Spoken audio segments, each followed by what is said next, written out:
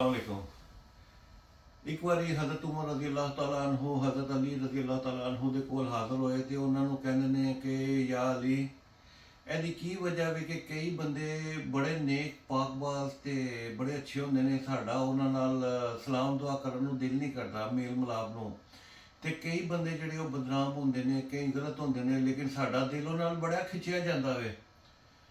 ਤੇ ਇਹਦੀ ਕੀ ਵਜ੍ਹਾ ਵੇ? ਹਜ਼ਰਤ ਅਲੀ ਰਜ਼ੀ ਅੱਲਾਹ ਤਾਲਾ ਅਨਹੂ ਨੇ ਆਖਿਆ, ਉਹਨਾਂ ਨੇ ਆਖਿਆ, ਮੈਂ ਹਜ਼ੂਰ ਨਬੀ ਕਰੀਮ ਹਜ਼ਰਤ ਮੁਹੰਮਦ ਮੁਸਤਫਾ ਸੱਲੱਲਾਹੁ ਅਲੈहि ਵਸੱਲਮ ਤੋਂ ਸੁਣਿਆ ਸੀ ਕਿ ਜਿਸ ਕਤ ਅਰਵਾਹ ਦੇ ਲਸ਼ਕਰ ਤਿਆਰ ਕੀਤੇ ਗਏ, ਉਸ ਕਤ ਕਈ ਰੂਹਾਂ ਦੀ ਆਪਸ ਵਿੱਚ ਪਿਆਰ ਪਾ ਦਿੱਤਾ ਗਿਆ ਤੇ ਕਈ ਰੂਹਾਂ ਦੀ ਆਪਸ ਦੇ ਵਿੱਚ ਮੁਖਾਸਮਤ ਦੁਸ਼ਮਣੀ ਠਹਿਰਾ ਦਿੱਤੀ ਗਈ।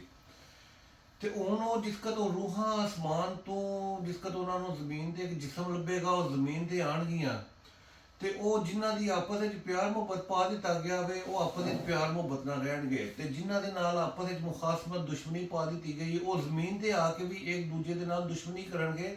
ਯਾਨੀ ਉਹ ਕੋਈ ਨਾ ਕੋਈ ਇੰਜ ਦਾ ਸਬਬ ਪੈਦਾ ਹੋ ਜਾਏਗਾ, ਬੇਸ਼ੱਕ ਉਹ ਆਪਸ ਵਿੱਚ ਪਿਆਰ ਮੁਹੱਬਤ ਕਰਨ ਵਾਲੇ ਹੋਣਗੇ, ਜੇ ਉਹਨਾਂ ਦੀ ਉੱਥੇ ਦੁਸ਼ਮਣੀ ਹੈ ਤੇ ਉਹ ਜ਼ਮੀਨ ਤੇ ਵੀ ਆ ਕੇ ਉਹ ਦੁਸ਼ਮਣੀ ਨਾਲ ਟੁੱਟ ਪੈਣਗੇ। ਕੋਈ ਨਾ ਕੋਈ ਵਜ੍ਹਾ, ਕੋਈ ਨਾ ਕੋਈ ਜ਼ਰੀਆ, ਕੋਈ ਇੰਜ ਦਾ ਸਬਬ ਨਿਕਲ ਆਏਗਾ ਕਿ ਉਹ ਵਾਪਸ ਆਪਣੀ ਅਸਲੀ ਹਾਲਤ ਤੇ ਟੁੱਟ ਜਾਣਗੇ। ਤੇ ਇਹ ਕਹਿਣ ਦਾ ਮਤਲਬ ਹੈ ਕਿ ਜਿਹੜੀਆਂ ਰੂਹਾਂ ਦੇ ਨਾਲ ਤੁਹਾਨੂੰ ਪਿਆਰ ਹੈ, ਮੁਹੱਬਤ ਹੈ, ਜਿਹੜਾ ਅਸਮਾਨ ਤੇ ਉਹ ਤੁਸੀਂ ਜ਼ਮੀਨ ਤੇ ਆਓਗੇ, ਉਹ ਜ਼ਮੀਨ ਤੇ ਤੁਹਾਨੂੰ ਉਹਨਾਂ ਨਾਲ ਪਿਆਰ ਮੁਹੱਬਤ ਹੀ ਹੋਏਗਾ। ਤੇ ਮੈਂ ਕੱਲ ਸਫ਼ਰ ਤੇ ਜਾ ਰਿਹਾ ਸਾਂ ਤੇ ਮੈਨੂੰ ਹਜ਼ਰਤ ਅਲੀ ਕਰਮੁੱਲਾਹੁ ਵਜਹੁ ਦੀ ਇਹ ਗੱਲ ਯਾਦ ਆਈ। ਤੇ ਮੇਰੇ ਵਾਲਦ ਸਾਹਿਬ ਚੂੰਕਿ ਥੋੜਾ ਅਰਸਾ ਪਹਿਲੇ ਫੌਤ ਹੋਏ ਨੇ, ਤੇ ਮੈਂ ਉਹਨਾਂ ਦੀ ਇਹ ਗੱਲ ਸੁਣੀ ਤੇ ਮੈਨੂੰ ਵੇਖੋ ਸਾਡਾ ਨੁਕਸਾਨ ਤੇ ਬੜਾ ਹੋਇਆ ਨਾ, ਵਾਲਦ ਸਾਹਿਬ ਫੌਤ ਹੋ ਗਏ ਨੇ, ਲੇਕਿਨ ਇੱਕ ਗੱਲ ਸੁਣ ਕੇ ਮੈਨੂੰ ਬੜਾ ਇਤਮਾਨਾਨ ਹੋਇਆ ਕਿ ਜਿਨ੍ਹਾਂ ਰੂਹਾਂ ਦੀ ਆਪਸ ਵਿੱਚ ਪਿਆਰ ਮੁਹੱਬਤ ਪਾ ਦਿੱਤਾ ਗਿਆ ਨਾ ਉੱਤੇ, ਉਹ ਜ਼ਮੀਨ ਤੇ ਵੀ ਪਿਆਰ ਮੁਹੱਬਤ ਨਾਲ ਹੀ ਰਹਿਣਗੇ ਜਾਂ ਪਿਆਰ ਮੁਹੱਬਤ ਰਹੇਗਾ। ਉਹਦੇ ਬਾਅਦ ਜਦੋਂ ਵਾਪਸ ਜਾਣਗੇ, ਉਹ ਵਾਪਸ ਇੱਕ ਦੂਜੇ ਨਾਲ ਮਿਲਣਗੇ, ਪਿਆਰ ਮੁਹੱਬਤ ਨਾਲ ਮਿਲਣਗੇ। ਹੁਣ ਚੂੰਕਿ ਮੈਨੂੰ ਵਾਲਦ ਸਾਹਿਬ ਨਾਲ ਪਿਆਰ ਸੀ, ਵਾਲਦ ਸਾਹਿਬ ਨੂੰ ਵੀ ਮੇਰੇ ਨਾਲ ਬੜਾ ਪਿਆਰ ਸੀ, ਮੈਨੂੰ ਆਖਰੀ ਦਿਨਾਂ ਦੇ ਵਿੱਚੋਂ ਬੜਾ ਉਹਨਾਂ ਨੇ ਪਿਆਰ ਕੀਤਾ, ਬੜਾ ਸਿਰ ਤੇ ਹੱਥ ਫੇਰਿਆ, ਪੱਪੂ ਕੀਤਾ, ਯਾਨੀ ਮੇਰੇ ਨਾਲ ਉਹ ਮੇਰੇ ਵਾਸਤੇ ਉਦਾਸ ਹੋਏ। ਇੱਕ ਆਧ ਵਾਰੀ ਮੈਂ ਨਹੀਂ ਜੇ ਜਾ ਸਕਿਆ ਤੇ ਉਹ ਬੜਾ ਉਦਾਸ ਹੋਏ, ਉਹਨਾਂ ਨੇ ਰੰਜਿਸ਼ ਕੀਤੀ ਕਿ ਕਿਉਂ ਨਹੀਂ ਆਇਆ।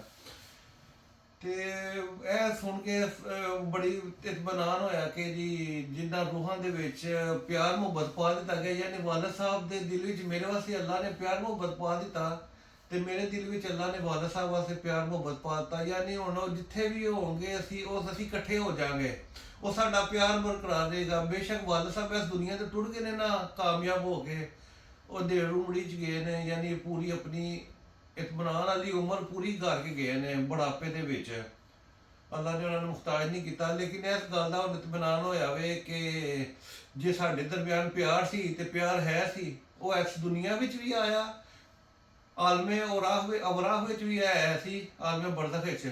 ਤੇ ਹੁਣ ਜਦੋਂ ਮੈਂ ਵੀ ਮਾਰ ਕੇ ਵਾਪਸ ਟੁੱਟ ਜਾਗਾ ਤੇ ਮੈਂ ਆਪਣੇ ਵਾਲਦ ਸਾਹਿਬ ਦੇ ਕੋਲ ਜਾਵਾਂਗਾ, ਸਾਨੂੰ ਪਿਆਰ ਹੈ, ਸਾਡੀਆਂ ਰੂਹਾਂ ਫਿਰ ਇਕੱਠੀਆਂ ਹੋ ਜਾਣਗੀਆਂ। ਤੇ ਇਹ ਹਜ਼ਰਤ ਅਲੀ ਰਜ਼ੀ ਅੱਲਾਹ ਤਾਲਾ ਅਨਹੂ ਦੀ ਗੱਲ ਸੁਣੀ ਹੈ ਤੇ ਕੱਲ ਬੜਾ ਥੋੜਾ ਜਿਹਾ ਇਤਮਾਨਾਨ ਹੋਇਆ ਤੇ ਬੜਾ ਜਿਹੜਾ ਨਾ ਉਹ ਦਿਲ ਨੂੰ ਥੋੜਾ ਜਿਹਾ ਸਕੂਨ ਹੋਇਆ ਕਿ ਅਸੀਂ ਪਿਆਰ ਕਰਨ ਵਾਲੀਆਂ ਰੂਹਾਂ ਵਾਂ ਤੇ ਵਾਲਦ ਸਾਹਿਬ ਟੁੱਟ ਗਏ ਨੇ ਤੇ ਦੂਸਰੀ ਰੂਹ ਵੀ ਵਾਪਸ ਟੁੱਟ ਜਾਏਗੀ ਤੇ ਵਾਪਸ ਇੱਕ दूसरे के नाल मिलाप हो जाएगा। अपना और अपने चाहने वालों की सेहत का उनकी